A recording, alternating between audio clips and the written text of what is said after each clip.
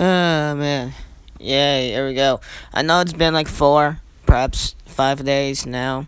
Because yesterday it was technically like 3 or 4 days.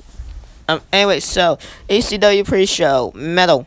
I've been lazy, and school also gets in the way of doing these. But anyway, like always, we shrunk down pre-show to 2 matches. So it's second matchup and your main event of metal here tonight. Christopher Daniels, one half of his whole tag team with who was it again? Loki. He's gonna take on the Blue Meanie, who's one half of the BWO, also known as the Blue WO, with his other tag team partner Steven Richards. So that's that. And yeah, okay, alright. So 2 matches. Sandman takes on, well, he's gonna take on one half of your current ECW Hardcore Tag Team Champions, the Monster Abyss. We haven't seen them here in a while. So yeah, and we haven't crowned #1 contenders. We are going to do that later on. Not going to say when, but they're probably not going to defend their titles in the pay-per-view just for use of us having terrible booking decisions, but they are going to have their pay-per-view on week 14. So we got 2 more weeks to try and book it up, but we do have some other stuff we're setting up with some other tag teams. But we shall see. Anyway, Sandman and Abyss. I do actually have ECW already. I already have all the clips like recorded. I just need to like add up all the clips, take out all the original audio from the game so I can fit in my voiceover correctly, and then after that just do the whole voiceover. Well, it's ECW, so it's not gonna be as long as Raw and SmackDown, because just for some reason hardcore matches in here are actually shorter than one matches, like almost all the time. No, not almost, absolutely all the time they are for most part. So yeah, which is why ECW usually ends up being the shorter brand, pre-show wise with metal, and like regular show wise, like of course. So I did say that we are gonna shrink down Heat, Velocity, and Metal down to 2 matches instead of them having 3, just for use of us, like making it easier for me to upload. To be fair, and Superstars, we shrunk it down from 5 to 3. I'm gonna keep it like that. So I'm probably not gonna do Superstars. No, not that. I am gonna keep Superstars because that's like our NXT brand for like the other Superstars. We don't usually show all that much on Velocity, Heat, or Metal, because we got some more storylines developing there. I guess slightly, not really, but sometimes it overlaps with like some past ones or something like that. But and I could start like some random other ones and like tunes off of random ones that we had on Raw and other shows like Sheamus and Tyson Kidd, something like that. Anyway, Abyss gets a victory against Sandman. To be fair, I'm not paying attention. I literally just woke up from like a 1 hour nap. I'm just gonna take an hour nap after this. It's like 6 something. And so yeah. School is stressful. Yay. But so hopefully I could like be in the mood to actually do anything with the regular ECW show, because I'm doing metal right now. So yeah, main event already, so that's a good thing. Quickly get this over with. So Blue Me representing BWO. He's gonna be taking on this man, Christopher Daniels, of course. Daniels and Low-Key in the suit, of course. Daniels and Low-Key, they did debut on what week 10, week 9 or week 10. And it was like titled so many debuts. I think it was like week 10 or week 11 now that I think about it even more. Or was it week 9? I'm not even sure anymore. I can't remember. Anyway, I can't remember. Little time moonsault there from Christopher Daniels. Now Daniels, he got back suplex into a nice seated draw by the Blue Meanie. Trying to easily steal one there, but no, not going to be able to. He nails down the snapmare. Low-Key gonna get involved, but no, he's just going to get reverse DDT'd for his trolls. Scorpion Death dropped, to be extremely exact.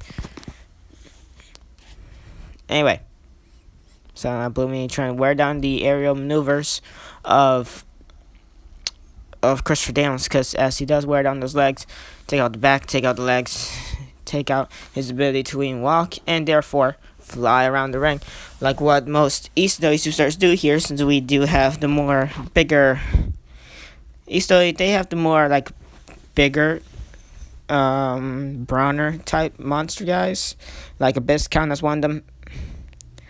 Braun Strowman, who's going to be showcased later on. Another debuting superstar that's going to debut next episode of Vista, yeah? Yeah, I think so. And if not, well, then week 14. I know I do have a setup for our week 13 and week 14. So got that. And a couple more. Also, along with these, you also having the high flying aspect, and then the old school ECW extremists. So, oh yeah, some old school ones being Sandman, of course, Raven, who at least he's the only ECW original to actually hold the ECW title so far. But then again, we've only had 3 guys. Also, not to mention the Shoot, the Mason Grappler wrestlers like ECW champion Minoru Suzuki. So that's that. Current ECW champion. Now Daniel's trying to get back up, and yes, he does. Going to his partner low key for a second, getting that camera though. And now both these men having a weapon each, but there goes Daniel's getting sent to the outside. I'm getting sent back to the inside. Now, while we're turning back to the outside of that humongous hit with the pipe for his troubles. And now Blue Me, that leg strength there, but now low key trying to fight back here though. Team Dragon Screw. That was a nice little bit of teamwork right there by the two highly athletic low key and Christopher Dance. I see right there. That's Gorilla Press Slam though.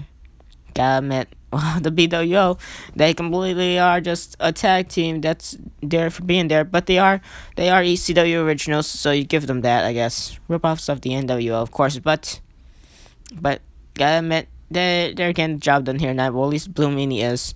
Steven Richards, just the manager here tonight. I see right there. Blue Meanie using that pipe to his advantage, choking Daniels with it for a second there. I see right there. Oh, hit with the dumbbell from the back of the head by Steven Richards. Loki trying to chase him away.